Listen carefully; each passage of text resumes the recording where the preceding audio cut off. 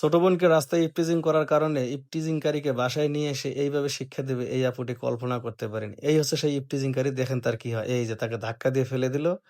এখনো ইভটিজিংকারী কিন্তু বুঝতে পারতেছে না এখানে কি হচ্ছে। এখন দেখেন আপু তাকে বলতেছে, "তুই কি ভেবেছিস? তোর সাথে আমি প্রেম করেছি, তোকে বাসায় ডেকেছি ভালোবাসা আদান-প্রদান করতে জন্য? না। আমার বোন স্কুলে যায়, তুই সবসময় ডিস্টার্ব করিস। এইজন্যে তোকে রাস্তাঘাটে কোনো কিছু করতে পারব না বিধায় তোকে বাড়িতে নিয়ে এসেছি। আর আমি ওর বড় বোন, তোর সাথে আমি প্রেমের অভিনয় করেছি। আমি জানি তুই আমার প্রেমে পড়বি এবং আমি যা তোকে বলবো তুই তাই শুনবি। তোকে আমি বলেছিলাম না যে আমার বাসা ফাঁকা, তুই আমার বাসায় চলে আয়? কিন্তু আমার বাসা ফাঁকা না। একটু পরে দেখ তোর কি হাল হয়।" তো এই বোনটিকে আমি সেলুট জানাই যে সে বুদ্ধিমত্তার সাথে এবং কৌশলে কিন্তু ছেলেটাকে তার জায়গায় নিয়ে এসেছে। কারণ কি? কারণ এই ছেলেটার সাথে রাস্তাঘাটে যখন এরকম একটা হাতাহাতি বা রাস্তাঘাটে যখন হইতো, তখন কিন্তু এখনকার সোশ্যাল মিডিয়ার যুগে এখন কিন্তু সবাই ভিডিও ধারণ করে, অনেক কিছু হয়ে যেত। এইজন্য আপু প্ল্যান করে তাকে বাসায় নিয়ে এসেছে। এখন দেখেন ছেলেটা কিন্তু এখন বুঝতে পারতেছে যে তার সাথে কি হতে চলেছে বা সে রাস্তাঘাটে তার বোনের সাথে কি করেছিল। ছেলেটা দেখেন এখন রাগান্বিত, মানে কি করবে না করবে ছেলেটা এখন বলতেছে, "সবাইকে ডাকো, দেখি আমার কে কি করে।" কিন্তু এই আপুর যখন কথাগুলো শুনবে তখন কিন্তু ছেলেটা বুঝতে পারবে যে হ্যাঁ, এখানে যদি আমি রাগারাগি করি তাহলে আমার অবস্থা টাইট। ভাই প্লিজ ভিডিওটা শেয়ার করে দিয়েন এবং ভিডিওটা দেখে যান, শেষ পর্যন্ত মজা আছে, দেখেন কি হয়। এই আপু কিন্তু বলতেছে যে আমি যখন সবাইকে ডাকাডাকি করব, সবাই যখন আসবে তখন তোমার কিন্তু বুঝতেই পারছো যে হাত থেকে পা পর্যন্ত মানে কি রকম তোমার উপরে টর্চার শুরু হতে পারে। এখন দেখেন ছেলেটা কিন্তু পালাচ্ছে।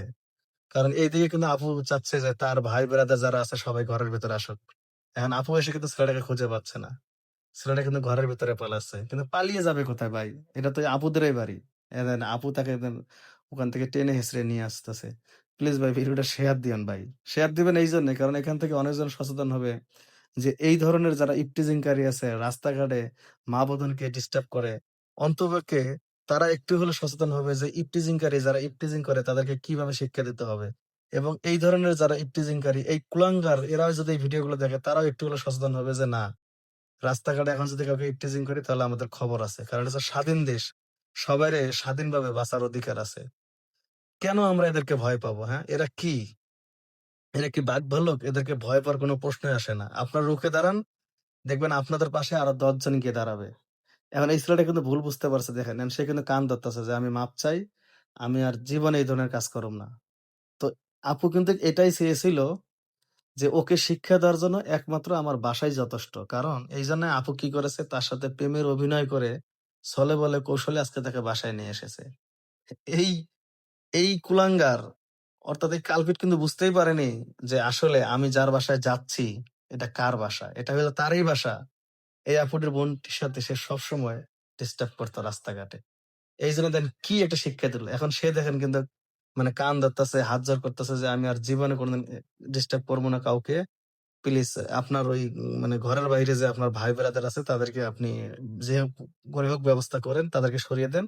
আমি কথা দিচ্ছি আমি আর কোনদিন কাউকে ডিস্টার্ব করব না। দেখেন সে কিন্তু শিক্ষা হয়েছে। তো এইজন্য বলি ভাই প্লিজ শিক্ষা আরো লোকে পাবে যদি ভিডিওটা শেয়ার করেন আপনি। আর এই কালপিটের কি শাস্তি হওয়া উচিত? এদের মতো যারা কুলাঙ্গার আছে তাদের কি শাস্তি হওয়া উচিত? অবশ্যই কমেন্টস করে জানাবেন। আর এই আপু সত্যি প্রশংসার দাবিদার। এই আপুকে মন থেকে সেলুট যে আপু কৌশলে তার জায়গায় এনে তাকে শায়েস্তা করল। সে কিন্তু শিক্ষা হয়েছে যে আমি আর জীবনে কোনোদিন কাউকে ডিস্টার্ব করব না।